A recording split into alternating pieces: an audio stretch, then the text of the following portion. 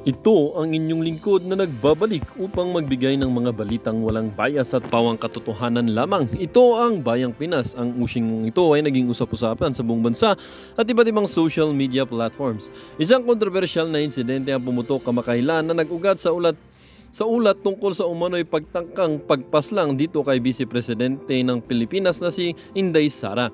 Ayon sa mga ulat, dalawang hinahinalang hitman ang namataan malapit sa opisina ng Vice Presidente dahilan upang agad magpatupad ng mas mahigpit na seguridad sa lugar. Nagbagya ito ng labis na pag-aalala sa publiko lalo na't kinakasangkutan ng isang mataas na opisyal ng gobyerno. Maraming espekulasyon ang lumitaw tungkol sa motibo ng nasabing tangka at ang iba ay nag-uugnay nito sa kasalukuyang administrasyon. Gayunpaman, nananatili pa ring tikom ang bibig ng palasyo ukol sa issue habang inaakusahan ng ilan si Pangulong Kuting ng Norte Jr. na pagiging maang-maangan sa kaganapan na kahit alam naman ng marami na siya ang may tangka o siya ang mastermind sa pangtangkang pagpaslang dito kay Vice Presidente Inday Sara. Hati ang opinyon ng mga Pilipino tungkol sa tunay na dahilan sa likod ng insidente. May mga nagsasabing ito ay bahagi ng mas malawak na plano upang pahinain ang Vice Presidente, habang iba naman ay naniniwalang maaari itong bahagi ng mas malalim na personal na agenda. Sa kasalukuyan, patuloy ang investigasyon ng mga otoridad upang matukoy ang pagkakakilanlan ng dalawang hinihinalang hitman at mga kanilang posibleng motibo, samantala nananatiling tahimik si VP Sara Duterte ukol sa naturang issue, ngunit patuloy ang kanyang pagtatrabaho sa ilalim ng kanyang opisina sa kabila ng mga banta sa kanyang seguridad. Abangan ang mga susunod na kaganapan habang unti-unting nililinaw ang misteryo sa likod ng kontrobersyal na insidenteng ito. Well, para nga sa kabuang detalye at impormasyon ay panoorin na lamang ang buong video. At salamat na rin sa ating mga solid viewers sa walang sawang pagsuporta. At kung bago naman sa ating channel ay syempre huwag kakalimutang mag-subscribe, pindutin ang notification bell at piliin na rin ang all upang laging maging updated sa mga balitang bago, totoo at walang bias dito sa channel ng Bayan, ang Bayang Pinas. Huwag din pong kakalimutan mag-iwan ng like at i-share ang ating mga videos. Muli po mga kaibigan, maraming salamat po sa inyong walang sawang pagsuporta sa ating channel at sa pagpapahayag ng mga balitang totoo at walang bias.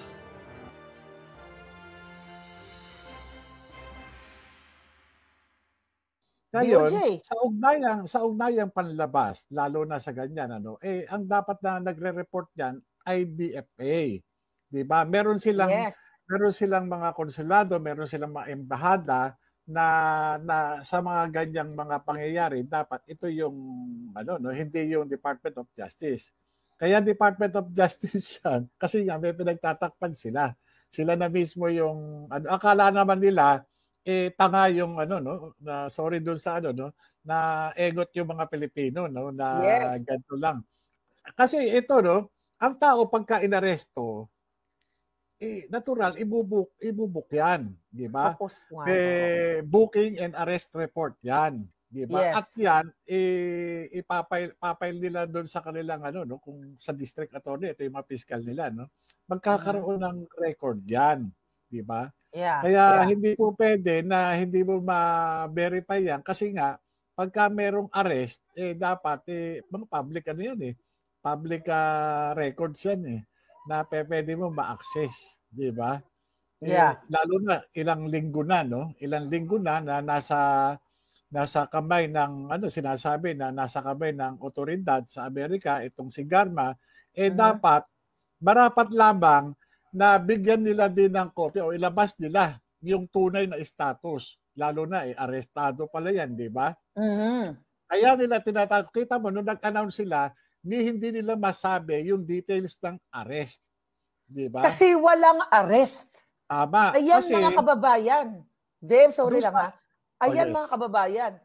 Lingid sa inyong kaalaman, ginawa ko yung effort ko bilang isang Filipino-American na imbestiga, na maghingi ng request based on the Freedom of Information Act dito sa California, sa Amerika, na kung meron ba silang record itong nadampot nila. Ayan, pinakita natin yung information sa inyo. Wala. Walang record. So, ibig sabihin, gawa-gawa lang nila ang sinasabi nilang nadampot si Garma. Tama. Diba? At saka ito, ang nakakapagtaka. Bakit si Colonel Hector Grijaldo na dating hepe ng Mandaluyong Police, bakit ipinatatawag ng National Bureau of Investigation? Bakit yung mismo na itinuturo ni Colonel Santi Mendoza na di umano ay nag-utos, nagpondo para gurgurin itong isang Wesley Barayuga, bakit hindi ito ipinatawag ng National Bureau of Investigation? At ang nakakapagtaka rito, bakit walang Immigration Lookout Bulletin Order o ILBO? Kasi kahit wala ka pang kaso, maaari kang isyuhan ng ILBO. Lalo na, itong mga panahon na ito, mas sikat si Garma kaysa kay Nora Honor. Ibig sabihin, imposible na hindi ito makikilala ng mga gatekeepers natin sa airport. O ito yung mga immigration officers, ano? Bakit ito nakalabas? Diba? Kasi kung ako ang immigration officer, halimbawa, diba? Yung wala akong order, walang ano sa akin. Nakita ko, uy, medyo ano to sensational to ma'am. Yes. Meron ka pala, kumusta yung hearing mo sa Senado? Ma'am, itinuturo ka puro sa ano, pwede ho bang humingi ka ng clearance doon sa Senado na pwede kang lumabas? Kasi resource person ka po nila may kaso ba ako? Wala naman po. Kaya lang, siyempre may dinidinig, ongoing ho yung pagdinig. At saka, ang alam po namin, yung hepe ng Mandaluyong, nung mangyari yung, yung murder case o yung homicide case dyan sa Mandaluyong, iniimbestigahan. Bakit yung mismo tinuturong mastermind, di umano yung mastermind, bakit yun hindi hinohold? Di ba? Yun ang nakakapagtaka. Ito, malamang kaya yung pagkakalabas nito ng bansa ito hindi nakalabas ng sarili niya. Mukhang ito ay inescortan pa. Di ba? Yes. Baka nga naka-convoy pa yan para di ba? That's true. Kumbaga sa sige, labas ka na, di ba? Yun yung At doon, yun nga, nag-avail na siya ng refugee status o na siya ng asylum. So yun yun po yung Yeah. So grabe. So mga kababayan, i-echo nyo na yan. Mamaya i-share natin dito sa Facebook natin sa Boljakan yung kopya para makuha ninyo itong kopya ng report ng San Francisco Police na wala po talagang record sila na maibigay na si Garma ay nahuli dito sa California. Grabe. So, sabi ni Shane D, kasabwat kasi nila lahat, isang tawag lang yan. Kaya nga So, JM, itong si, itong ginagawa ni Bangag at ni Tambaluslos, sila pa ngayon, JM, ang nagpapanggap na parang aping-api sila. Inaapi sila ng mga Duterte, ni Inday. Kumbaga sinisira sila. Ano masasabi mo doon na feeling nila sila ang aping-api? Hayaan na natin sila. Pinagtatawanan nga sila ng taong bayan. Pinagtatawanan sila. Kaya nga, alam nyo, yung ginagawa naman nila, bumabalik din sa kanila. Kahit nga doon sa social media, makikita mo yung yung engagement Makikita mo, ang taas ng engagement nitong si Pangulong Marcos, puro tawa. Oo. Samantala, puro tawa Yung emoji na tawa Samantala kay BP Sara, puro puso. Di ba? Talagang, ang taas ng, matatawa ka na lang doon sa kasi ang tao, hindi na nila maloloko. Hindi na nila maloloko ang taong bayan. At yan sa mga susunod na sa mga susunod siguro na mga pangyayari, makikita natin 'yan. Makikita ng buong mundo kung papaano magpasya ang sambayanang Pilipino. Yan makikita natin doon sa mga ipinapakita nila na yan. Eto ako'y naniniwala na ang taong bayan talagang patuloy na lalabas at madadagdagan yung mga lumalabas sa kalsada para talagang personal na maglabas ng kanilang saloobin dahil dun sa kanilang personal na karanasan na ginagawa. Yung sabwatan ang nakakatakot kasi rito, yung pagsasabwatan ng Malacanang at ng Kongreso. Wala na wala nang tatakbuhan ang taong bayan. Wala na. Kaya nga masakit man na talagang isipin, mukhang tila, hindi naman natin nilalahat, tila apektado di umano pati yung ating hudikatura.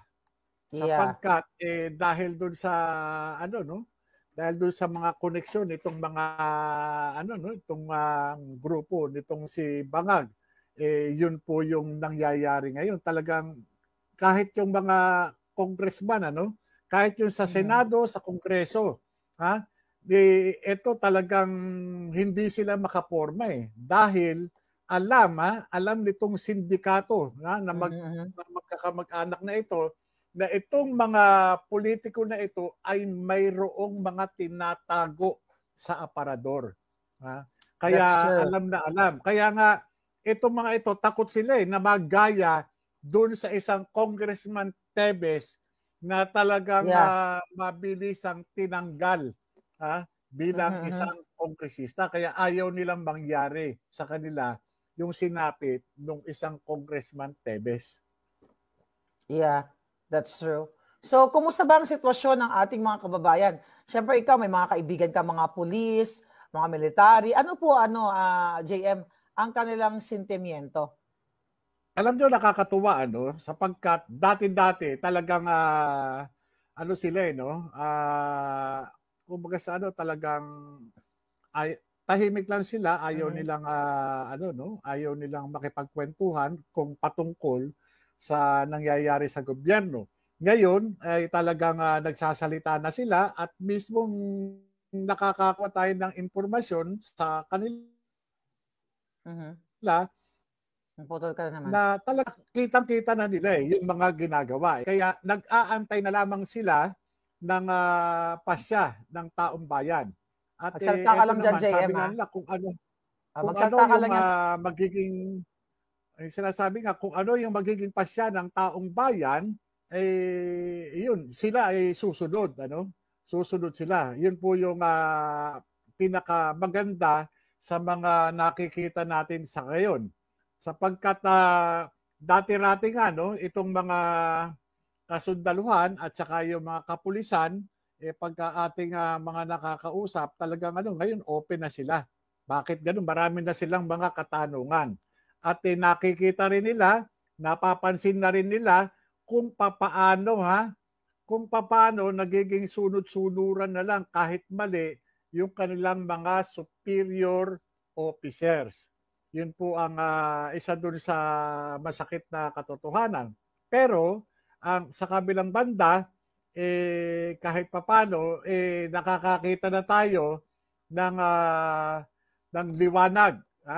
Na itong mga sundalo at pulis na ito ay malaki ang tendency na kapag ang taong bayan ay mga nagsilabas, yes, at kapag itong taong bayan ay nagsilabas, sila ay mag-withdraw ng suporta. Yun po yung natin. Balikan natin si Garma. I just realized, habang nag-uusap tayo, maaring wala si Garma sa Amerika. Possible din. Pwede. Right? Kasi walang record sa San Francisco na nahuli siya. Baka kunwari lang. Madali naman yan doon sa yung sa immigration yung di ba may mga embarkation card tayo, May disembarkation, may embarkation card, di ba? Meron mga ganyan. Makikita kahit halimbawa sa immigration, sa custom, ang pagka lumalapag ka sa kahit saang bansa, meron declaration di ba? Meron immigration, merong custom. Makikita yan. Yan naman, pagka pumasok doon, makikita yan, yung record. Makikita kung pumasok talaga doon sa bansa niya o lumabas. Doon lang. Kahit parang dito sa atin, sa Pilipinas, Department of Tourism, kaya mag-verify kung itong tao na ito ay pumasok dito sa atin. Customs, di ba? Or di ba, pagdadating tayo, meron binibigyan, pagkagaling tayo sa ibang bansa, meron binibigay sa ating At yan, immigration din, ganun din na kaya madali naman. Kung kaso, talaga pagka sinabing wala yan. Pero kung i-verify natin, kung pumasok diyan sa bansa ninyo, madali yan. Sa immigration ka mag-verify o kaya sa customs. Pero ang punto kasi, JM, alam mo naman na madaling mag-verify sa atin. Kaso lang, ino-obstruct ni Lisa. Pwedeng harangin yan eh. Alam mo yan. Diba? Ang ano kasi rito, ang mabigat dito, siyempre, ganyan lang talaga eh, no? Dito ba si Cathy? Hello, Cathy, pasok ka.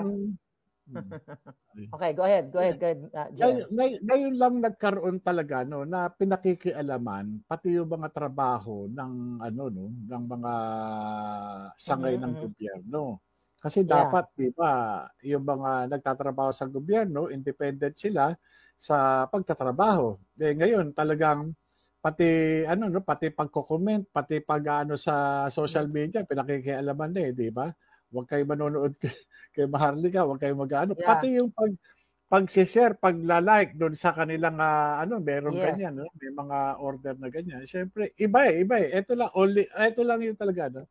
Itong administrasyon na ito ang kakaiba. That's true. So, ang dami-dami nating nakikita na talagang kapalpakan ng gobyernong ito. Sa mga kapapasok lang, hi Cathy Binag, please come, akyat ka. At isi-share ko to, no?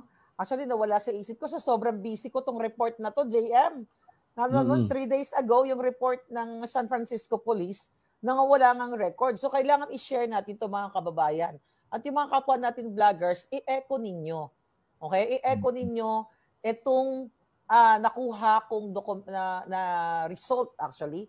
It's a confirmation na wala pong naarestong Rowena Garma sa San Francisco based on the report from the San Francisco Police records. May pumirma and everything. So yan ang ipaalam natin sa taong bayan. Kaya nga dapat JM manindigan eh. Okay. Oh. Papaalam ka ba muna? Hindi. Ganito, no? Okay, go ahead.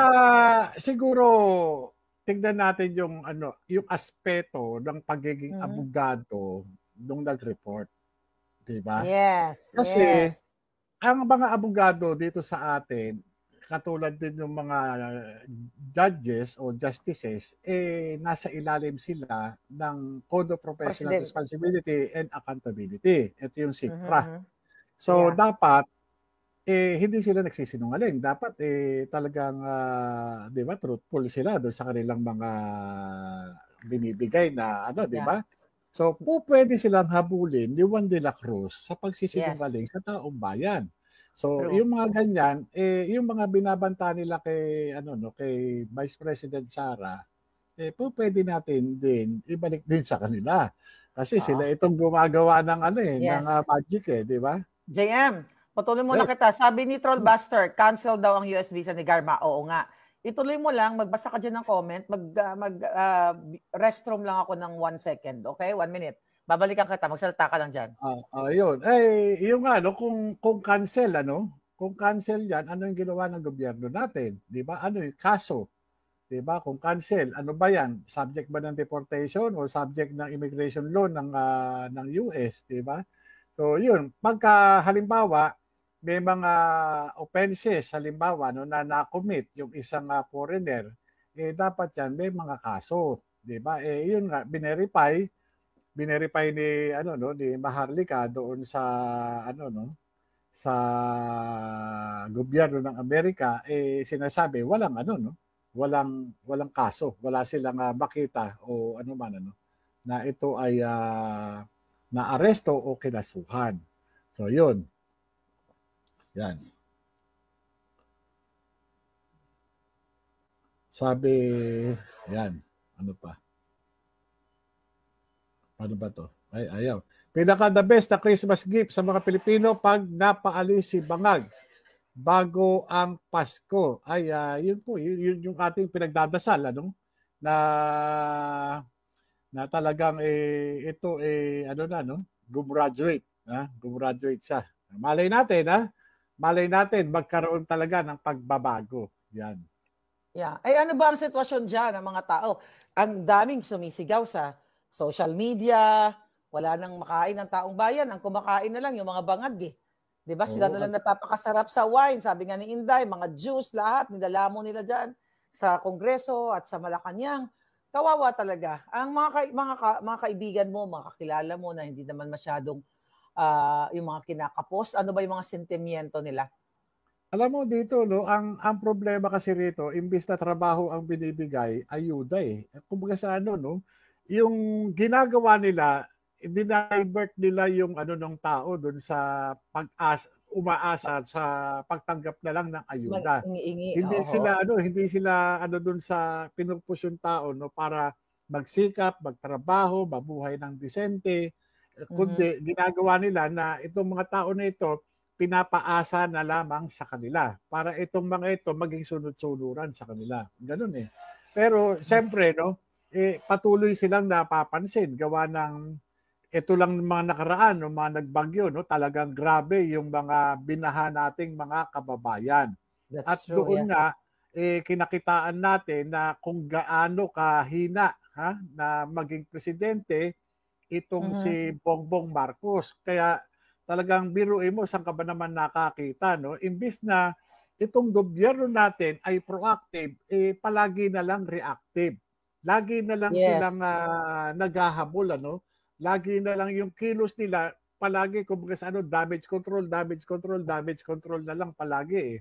Wala silang malinaw na plano, wala silang malinaw na mga mga ginagawa para at least ma-mitigate o ma-preempt yung mga posibleng maulit-uli, di ba? Ang nangyayari, patuloy na paulit-ulit nagkakaroon na lang ng circumvention of facts palagi. Yung problema natin dito. Nagsisircumvent, paikot na parang buhay lamang ng isang tulirong bangag. Yun yung di ba? Yun. Yeah. So, grabe. Kaya magbasa ka ng comment dyan. Nakikita mo kay Pangulong Duterte, nandoon pa rin talaga yung kanyang, sabi niya kasi doon sa interview niya, wala na daw yung Duterte spark. Wala na ako, sabi ni Pangulong Duterte. Wala naman ako eh. Very humble talaga, no? Na ang ating Pangulo ay hindi naman daw siya nakikipag-contest sa mga Marcos dahil unang-una wala naman nakaw na yaman si Pangulong Duterte at ang mga Duterte. Kaya talagang I hope talagang makonsensya ang taong bayan dahil sabi nga ni Del Alo, BBM is the biggest mistake we had. Sabi ni Del Alo, which is true naman. So I hope na yung mga military o mga police na matitino ay makonsensya sila. Dahil sobrang hirap na nang nangyayari sa Pilipinas. Kasi sabi nga natin, kung maganda ang pagpapatakbo ni Marcos Jr., wala tayo dito ngayon. Puro papuri ang naaabot niya. Pero kung makikita niyo sa post niya, yung sa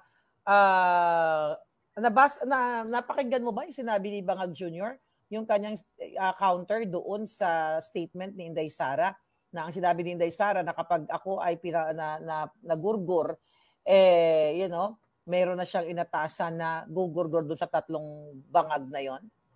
Nabasa mo ba yung sagot? Nababahala daw si Bangag. Kaya naman, kinuyog talaga siya. Kinuyog siya ng taong bayan sa comment section. Arte lang niya yun eh. Yun yung niya. Kasi, ang naman ni BP Sara doon, di ba? Yes. Di ba? Pag may mangyari sa akin. Di ba? Ito ang gawin niyo. Wala naman siya, patayin niyo yun. Hindi naman ganoon eh. Di ba? Merong kailangan mo na niyang magurgur. Pero ang sabi daw ni Bangag Jr. ay nababahala siya. Sino? Si Bangag mababahala? Alam nyo, sa mga sinasabi. dala lang siguro ng ng tama nung epekto nung pulburon sa kanya. Ng pulburon. So epekto ng pulburon sa kanya. Nababahala daw siya sa mga sinabi ni Inday, pero hindi siya nababahala nung inilabas nila yung picture ng anak ni Inday coming from the immigration. Remember that? Oo. Biro mo, ibang klase, di ba? Ang nakakapagtaka ron, bakit ganun sila, no? Yun lang eh, inilagay na nila doon sa peligro. sa peligro yung pamilya ni BP Sara, no? At bakit wala man lang pagdidisiplina doon sa mga tao na nasa likod ng pagpapalabas ng video na yun. Diba? Doon pa lang Doon pa lang makikita mo. Huwag na tayong lalayo. Yung ginagawa lang doon sa Kongreso para patayan mo ng ilaw yung vice presidente. Diba? Kumbaga sa talagang wala, ganun na ba talaga ngayon? Yung pangalawang pinakamataas na tao, no, na elected na official. Ganunin mo. Samantala ayan. ako, no? Kati, ready ka na? Sorry, ayan. No, tuloy, JM. Ayan na, sunny person na to. Yeah, good morning. Ay, okay. Yeah, unmute mo, sis. Naka-unmute ka. So, yan. Ito na ang mga matatapang. Yeah. Ginising natin si Cathy. Cathy, kamusta ka na? Alam ko, nakatuto ka talaga doon, no? Sorry, sis. Patayin ko yung TV. I'm watching you kasi when I wake up. Thank you, sis. I love you for that. Ayan, so JM, tuloy mo habang ang ating palangga ay Nasaan na ba tayo? Yun, yung pinatayan ng ilaw. Kuryente. Biruin mo, saan ka ba naman nakakita na Vice President, pangalawang pinakamataas na elected official ng ating bansa ay tratuhin ganun? Nung ako ay nakakulong sa Senado, umaabot ng 10 oras ng gabi ang aircon, talagang nanginginig na si Kalbo sa ginaw. Talaga? Oo, centralized yung aircon Bakit? Dahil mayroong isang senador na naandun pa. Hanggat meron daw senador, kahit isa lang, ang aircon bukas kasi centralized. Diba? Si Vice President. Vice President yun. At nasa loob ng tanggapan ng kanyang kapatid. Bakit pinatayan ng supply ng kuryente yung building? Ako'y presong kalbo na na-contempt sa Senado. Dahil mayroong isang senador na tila nag-overtime, ako'y nanginginig na sa ginaw. Diba? Yes. Alam mo, talaga namamaluktot yung kalbo dun sa diba? Yes, JM. Nako, talaga naman, ito nagsasanib persa na itong mga hinahunting ni Lisa. Meron tayong common denominator. Sis, kamusta ka na? Si Pangulong Duterte, na-vindicate tayo pare-pareho. Yun tungkol sa binanggit ni Pangulong Duterte na kagabi, no, sa kanyang press con dyan sa Pilipinas, na alam ng mga taga Davao na si Marcos Jr. at si Anton Lagdameo ay talagang, sabi nga ni Pangulong Duterte, pagkausap daw niya, nakikita tumutulo na yung sipon dahil sa kakaali. Mga ganun-ganun pa si Pangulong Duterte. Ito ba, na-vindicate ka, sis, sa iyong mga testamento nung una kang lumabas. Anong masasabi mo, sis?